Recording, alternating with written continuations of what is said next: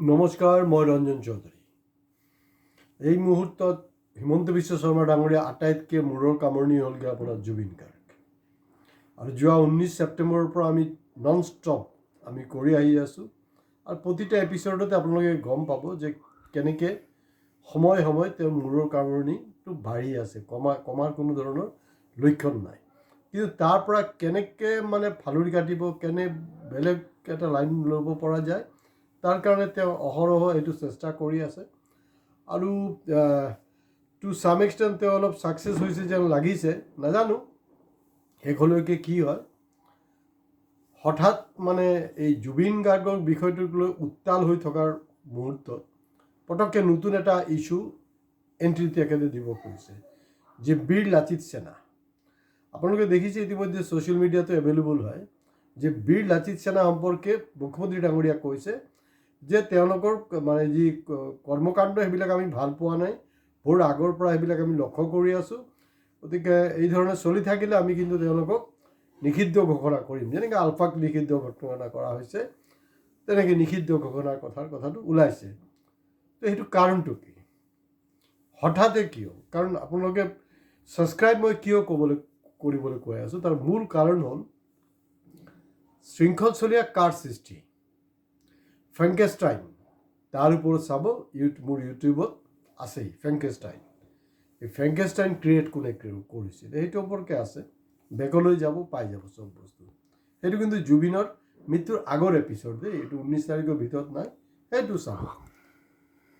কোনে কাক সৃষ্টি কৰিছে, কি কৰিবলৈ, কাক কি ঢাল বনাবলৈ চেষ্টা কৰিছে। অলপতে চকুত পৰিলে নলবাৰীৰ বীৰ লাচিত সেনাৰ কিছু SOP জাৰি কৰিছে। কাৰণ SOPটো চবেই জাৰি কৰিব নহয়, কাৰণ SOP যিহেতু CM কৰিছে, গতিকে SOP কথাটো আহিছে। আৰু CM যদি SOP জাৰি কৰিছে, তো মাদাৰ অফ ডেমক্ৰেচি চবৰ অধিকাৰ আছে, চব সংগঠনৰ অধিকাৰ আছে SOP জাৰি কৰাৰ। SOPত কি বুলি কৈছে বীৰ লাচিত সেনাই, নলবাৰী জিলা সমিতিয়ে তেওঁলোকে কৈছে, খুব স্পষ্টকৈ কৈছে যে ছট পূজাত মায়াবিনী গানেৰেদি ষ্টাৰ্ট কৰিব লাগিব। কোনো ধৰণৰ হিন্দী গান নচলিব, DJ নচলিব। হয়, ভক্তিমূলক গান আপুনি বজাব পাৰে, অৰ্থাৎ ছট পূজাৰ লগত সংগতি ৰাখি যিবিলাক গান সেইবিলাক বজাব পাৰে। তো তেনেকৈ দিছে। DJৰ ওপৰত নিষেধাজ্ঞা তেওঁলোকে SOP জাৰি কৰিছে, বাকী যি আছে ইত্যাদি ইত্যাদি। নাজানো এই মুহূৰ্তত আজি ছট পূজাত নলবাৰীত গ্ৰাউণ্ড ৰিয়েলিটিটো কি, পিকচাৰটো কি, সেইটো কালি পৰহি আৰু বেছি স্পষ্ট হৈ যাব। ইমানতেই, কাৰণ চাওক আপোনালোকে জানেই যে মই অনা অসমীয়া জুবিন অনুৰাগীৰ ওপৰতো কিন্তু এপিছ'ড কৰিছোঁ দেই, এইবিলাক চাব আপোনালোকে। চাওক সেইটোৰ লগত কিন্তু আকৌ এটা ৰিলেশ্যন আহি গ'ল। তো গতিকে 2026ত বৈতৰণি যদি পাৰ হ'বলৈ হয়, কাৰণ ডাঙৰ মূৰৰ কামৰণিটো জুবিন হৈয়ে আছে, এইটো পাৰ হ'বলৈ হ'লে 100% বিহাৰী আৰু বঙালী ভোটটো এনচিয়ৰ তেখেতক কৰিব লাগিব, চিধা কথা, স্পষ্ট কথা। তো গতিকে বিহাৰীৰ লগত ৰিলেটেড, বিহাৰীৰ ওপৰত ঝামেলাটো আহিছে নহয়, সেইটো লৈ অৰুণাচলক দেখিছোঁ, ডিমা হাছাওত দেখিছোঁ, এই বিতৰ্কবিলাক চলি আছে। কিন্তু এই আপোনাৰ পূজা পাৰ্বণ সেইবিলাকো চলি আছে, DJও বাজিছে, প্ৰভাৱটো অলপ কম, বম চমো ফুটি আছে, নুফুটা নহয়, আপোনাৰ চহৰতো ফুটিছে। তো তেওঁলোকক বেন কৰিব লাগে। কিন্তু মোৰ এতিয়া ডাঙৰ প্ৰশ্নটো হ'ল যে তেওঁতো দাৰা সিং বা গব্বৰ সিং নহয় নহয়, ক্ষীণমিনকৈ এটা মানুহ, আপোনাৰ শৃংখল চালিহা। এতিয়া কোনোবাই কৈছে না সি ষ্টেটমেণ্ট দিয়া নাই, মই মানি লৈছোঁ। কিন্তু মূল কথাটো হ'ল তাৰ কাৰণটো সি এতিয়াতো টপ বছ হৈ আছে ন, 1 মাহৰ কাৰণে অব্যাহতি দিয়া হৈছিলে, সেইটো বেলেগ, সেইটোতো কেতিয়াবাই সময় উকলি গ'ল। তাৰপিছততো বিভিন্ন কথা বতৰাবিলাক তেওঁ কৰি আছে। জুবিন গাৰ্গৰ মৃত্যুৰ পিছতো তেওঁৰ ষ্টেটমেণ্ট আছে, নাই নোহোৱা এনেকুৱা নহয়। আৰু কৈছে যে তেওঁলোকে মানুহ কিডনেপ কৰিছে, ডনেশ্যন কালেকশ্যন কৰি আছে। অসমৰ কোনটো সংগঠনে ডনেশ্যন কালেকশ্যন কৰা নাই কওকচোন বাৰু? কোনটো সংগঠনে কিডনেপ কৰা নাই? কিডনেপ কৰা নাই কিডনেপ কৰিব দৰকাৰ নাই নহয়, গৈ দম দিলেই হ'ল, তোক কিল কৰি দিম, বাছ হৈ গ'ল। হঠাৎ তেওঁ এই বিষয়টোক লৈ অলপ এটেনশ্যনটো ডাইভাৰ্ট কৰিবলৈ চেষ্টা কৰি আছে। এতিয়া ডে ওৱানৰ পৰা বীৰ লাচিত সেনাই এটাৰ পিছত এটা অসাংবিধানিক কথা বতৰা পাতি আছে, এইটো আপোনালোকে জানে।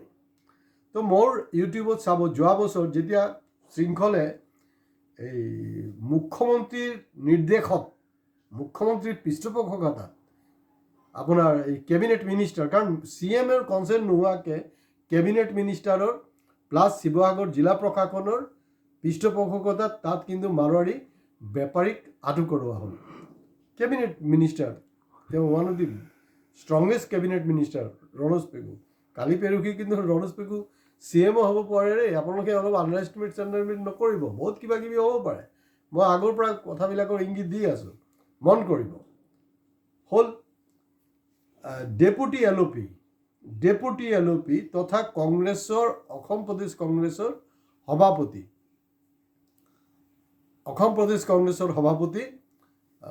গৌৰৱ গগৈ তেখেত 31 মে'ৰ দিনাখন যেতিয়া যোৰহাটত এণ্ট্ৰি লৈছিলে, এণ্ট্ৰি লওঁতে তো ডাইৰেক্ট আপোনাৰ যি উৎপাত কৰিছে, তাত যদি CMৰ হেল্প নথকা হ'লে এইটো উৎপাত কোনো পৰ্যায়েই সম্ভৱ নহয়। এইটো কৰিছে।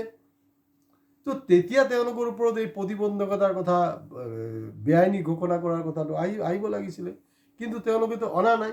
এতিয়া হঠাৎ মানে কি জুবিনৰ যি মানে উত্তাল হৈ আছে মানুহটো বিষয় লৈ, এইটোক তল পেলাবলৈ এইটো চেষ্টা কৰি আছে নেকি? যদি আপোনাৰ বেন কৰিবলৈ আছে, 2024 তেওঁলোকক বেন কৰিব লাগিছিলে। আৰু তেওঁলোকৰ ৰেজিষ্ট্ৰেশ্যনটো কেনেকৈ হ'ল? কি ছ'চাইটি এক্টত কোনটো ধাৰাত পৰিছে এইবিলাক কথা? তাৰমানে আপুনি যি খুচি বগি থাকক, একো নাই। লাইক অৰ্ণৱ গোস্বামী, সুধীৰ চৌধুৰী, যি খুচি বগি থাকক, সংবিধান বিৰোধী কথা পাতক, সেইটো যাতে বিজেপিক ডিষ্টাৰ্ব নহয়। হয়, বিজেপিক ডিষ্টাৰ্ব কৰাকৈ কিবা কথা পাতিলে তেতিয়া কিন্তু UAPA লগাই দিব। তিনিচুকীয়া TDA মাৰ্কেটত যি গণ্ডগোল হৈছিল, জুন জুলাই মাহ মানে ঝেমেলা হৈ আছিলে, তাতো শৃংখলক দেখা গৈছিলে। তেখেতে কৈছে যে না, মই যদি তিনিচুকীয়ালৈ আহোঁ তেতিয়াহ'লে কিন্তু অগ্নিগৰ্ভ পৰিস্থিতি হ'ব। DC SPক একদম অ'পেন চেলেঞ্জ কৰিছে, ভাবুকি দিছে, তেতিয়াও তেখেতে কৰা নাই। হঠাৎ এই তৎপৰতাটোক লৈ কিন্তু ইতিমধ্যে সচেতন মহলৰ চৰ্চা আৰম্ভ হৈছে। গতিকে তেখেত ট্ৰাই কৰিব, চেষ্টা কৰি আছে, কৰিব নহয় কৰিয়ে আছে, যে জুবিন গাৰ্গৰ ইছ্যুটোক অলপ তল পেলোৱাৰ কাৰণে অমুকক বেন কৰা, তমুকক বেন কৰা, এই কাৰবাৰটো তেওঁলোকে কৰি আছে। আজি ইয়াতে শেষ কৰিছোঁ। নমস্কাৰ। আপোনালোকে শ্বেয়াৰ, লাইক আৰু প্লিজ ছাবস্ক্ৰাইব কৰিবলৈ আপোনালোকে নাপাহৰিব।